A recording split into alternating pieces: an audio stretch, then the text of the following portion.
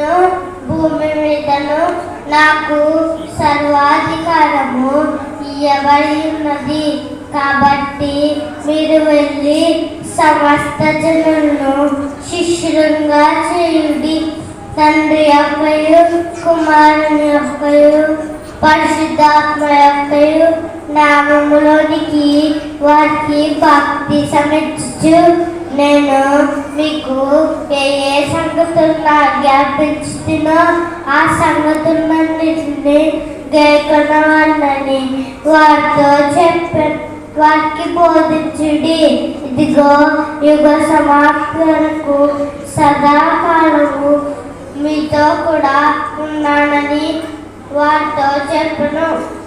మత్తయి సువార్త 28వ అధ్యాయం 18, 19, 20 వచనములు.